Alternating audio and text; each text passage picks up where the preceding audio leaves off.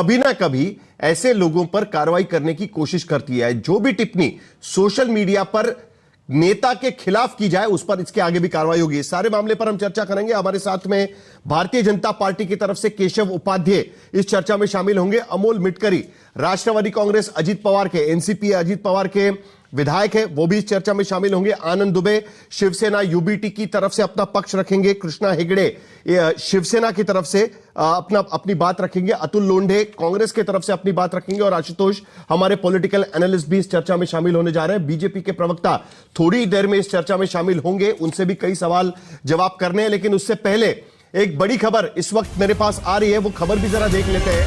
खबर यह है कि अभी थोड़ी देर पहले महाराष्ट्र विधानसभा में महाराष्ट्र के गृह राज्य मंत्री एमओएस होम उन्होंने घोषणा की है कि कुणाल कामरा के मोबाइल का सीडीआर की भी जांच की जाएगी, यानी कॉल डेटा रिकॉर्ड की भी जांच की जाएगी।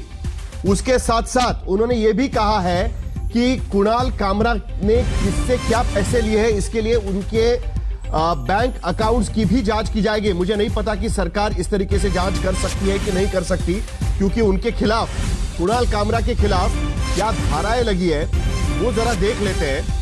लेकिन मुख्यमंत्री देवेंद्र फडणवीस ने आज विधानसभा में कहा कि किसी की सुपारी पर लेने पर तो ये बात नहीं कर रहे ना, यह बात भी कहीं ना कहीं आज कही गई थी, तो वो भी हम देखेंगे और यह भी देखने की कोशिश करेंगे कि आखिरकार अब इस पूरे मामले में किस तरीके से जांच बढ़ती है। लेकिन उससे पहले जरा एक बार देख लेते हैं कि क्या धाराएं लगी हुई है कुणाल कामरा के खिलाफ और जिसके तहत कार्रवाई की बात चल रही है। जो धाराएं फिलहाल कुणाल कामरा के खिलाफ लगी हुई है वो धाराएं अगर हम देखें तो हमें पता चलेगा कि क्या उसमें सचमुच में बैंक अकाउंट्स की जांच की जाएगी। क्या कुणाल कामरा पर जो एफआईआर किया गया है उसमें धारा है 353(1) और ब, उसमें कहा गया है कि शांति भंग करने की कोशिश की गई। कुणाल कामरा ने जिस तरीके से टिप्पणी की है एकनाथ शिंदे पर, उनका नाम लिए बिना यह टिप्पणी की है, लेकिन 353(1)(a) बीएनएस की धारा इसमें लगाई गई है।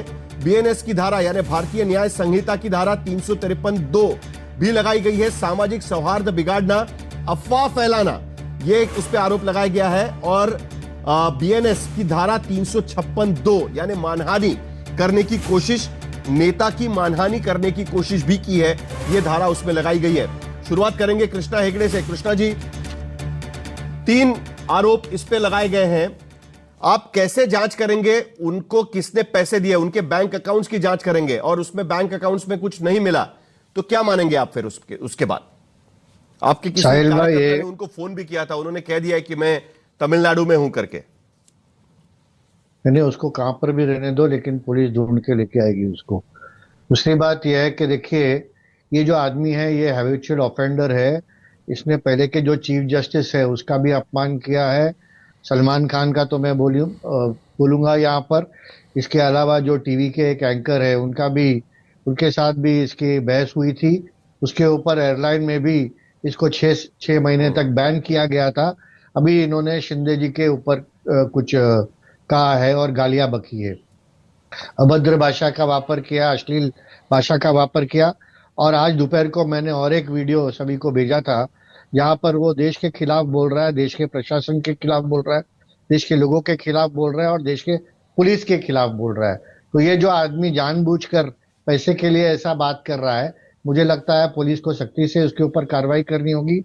पहले जो व्यंग करते थे, जैसे कॉमेडी जॉनी वॉकर हो, महमूद साहब हो, हमारे जॉनी लीवर हो, या फिर आज के जमाने में कपिल शर्मा जैसे लोग भी है, लेकिन उन लोग कभी ऐसे जो व्यंग है नहीं करते, लोगों को गाली नहीं देते, अश्लील और अभद्र शब्दों का वापर नहीं करते।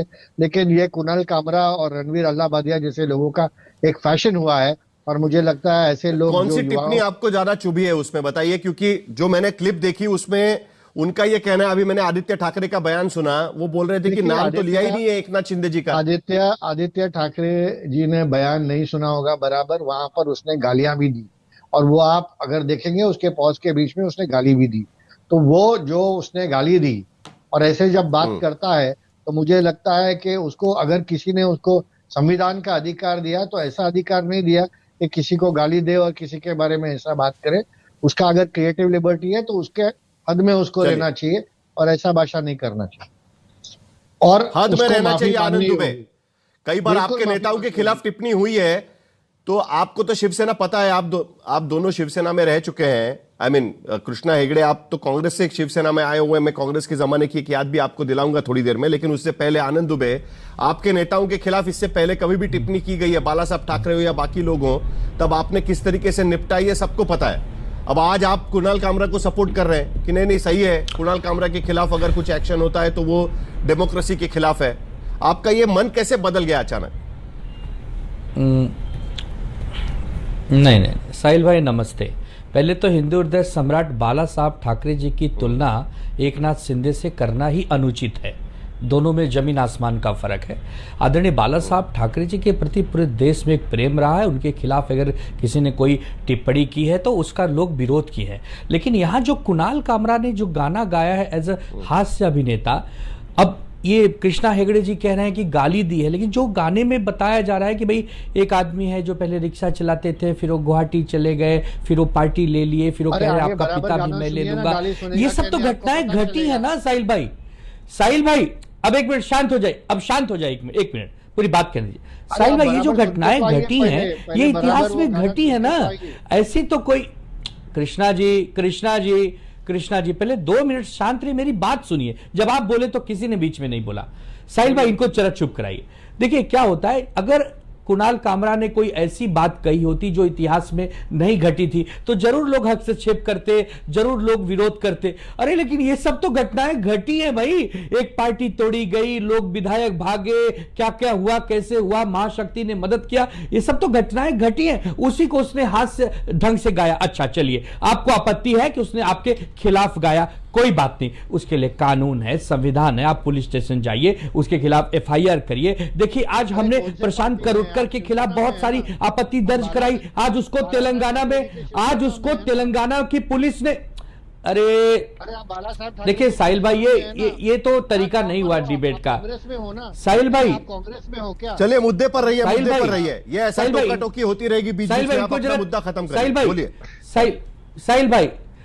हाँ अभी देखिए प्रशांत कोरटकर को तेलंगाना की पुलिस ने पकड़ लिया ना, जो खबरें आ रही हैं, तो उसको पकड़ के लाएंगे। तो ऐसे हम भी कह रहे हैं, अगर आपको कुणाल कामरा के ऊपर कोई आपत्ति, आप बोलते वो कहीं तमिलनाडु में है, दिल्ली, कहीं पुलिस जाती, पकड़ती, लाती। आप कौन होते हैं किसी का स्टूडियो तोड़ने वाले? आप कौन होते हैं हिंसा करने वाले? नहीं, हमको उससे प्यार नहीं है, हमको कानून व्यवस्था की चिंता हो रही है, हमको कानून व्यवस्था की चिंता हो रही है। कल कोई भी उठेगा। शिवसेना ने कभी कानून व्यवस्था पुलिस के हाथ में सौंपी है क्या? कभी उन्होंने सीधा कानून हाथ में लिया है? आपको याद नहीं होगा शायद। तो आप एक बात बताइए, अरे सुनिए तो उनको भी याद होगा। हाँ, अतुल लोंडे भी याद दिला सकते हैं अगर उनको याद होगा। देखिए पहली बात तो शिवसेना को बदनाम नहीं, ठीक है, आप शिवसेना को प्लीज हाथ जोड़ता हूं बदनाम न कीजिए। जब देश की बात होती है, जब क्या आप इस तुलना को आतंकवादियों के वाले उस तुलना से जोड़ रहे हैं क्या? इतना बड़ा ये, अरे जब कोई देश विरोधी काम करता है तो शिवसेना अपने स्टाइल में जवाब देती है। कृष्णा हेगड़े, कोई हमारे नेता हिंदू केशव उपाध्याय हमारे साथ जुड़ चुके हैं, भारतीय जनता पार्टी के प्रवक्ता। नहीं, जरा कृष्णा हेगड़े से मुझे एक सवाल पूछना है, उसके बाद मुझे केशव उपाध्याय के पास जाना है। कृष्णा हेगड़े, मुझे आपसे एक सवाल पूछना है, देखिए, और बड़ी शिद्दत के साथ आप जवाब दे सकते हैं। मुझे सवाल ये आपसे पूछना है कि सरकार आपकी है, ठीक है? कृष्णा हेगड़े, आपको पता है कि अगर उन्होंने इस तरीके से बयान दिया है, अपने कुणाल कामरा के खिलाफ, वैसे भी आपने जाके एफआईआर दर्ज कराई है, आप ही के विधायक जाकर एफआईआर दर्ज करके आए, क्या धाराएं लगी है वो भी मैंने आपकी थोड़ी देर पहले सुनाई। आप भी एफआईआर दर्ज कराते, आपको पुलिस पे भरोसा नहीं है क्या? देवेंद्र फडणवीस होम मिनिस्टर है, उनके अंडर जो पुलिस है उस पर भरोसा नहीं है क्या? जाके आप स्टूडियो की तोड़फोड़ कर रहे हैं, मतलब तो वही निकलता है ना।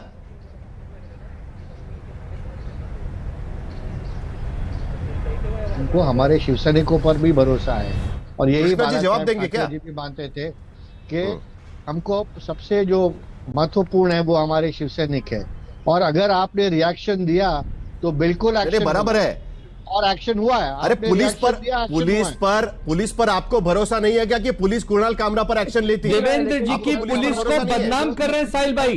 खराब कर रहे हैं, देवेंद्र जी जो के युवाओं गृह को मंत्रालय खराब को कर रहे हैं, जो ये युवाओं शिवसेना को के नाम पर पीछे कर बदनाम कर रहे हैं। ऐसे जो ये अपने आप को जो कथित बिना शिवसैनिक कामराज करने कहने वाले देवेंद्र जी की सरकार को बदनाम करना चाहते हैं, कानून व्यवस्था के खिलाफ काम कर रहे हैं। पैसे केशव उपाध्याय यहाँ यहाँ बैठे, उनको जवाब देना चाहिए और करोड़ों किसी एक से, करोड़ों कि क्या ये लोग सरकार में रह के सरकार की छवि को बदनाम करने का कोई सुपारी तो नहीं लिया हो किसी से? अरे आपको चलिए, पुनः केशव उपाध्याय, क्यों है? आपका महात्मा स्वागत गांधी है जी की चर्चा आइडियोलॉजी में। भूल गए आप जवाब दे दीजिएगा। आपकी सहयोगी पार्टी शिवसेना को पुलिस पे भरोसा नहीं है। आज महाराष्ट्र के विधानसभा में मुख्यमंत्री ने कहा कि जो कुणाल कामरा कर रहे हैं, बोल रहे हैं, वो गलत है, उस पर कार्रवाई करेंगे। लेकिन उससे पहले कानून व्यवस्था आपकी सहयोगी पार्टी के कार्यकर्ता अपने हाथ में लेते हैं और तोड़फोड़ कर देते हैं।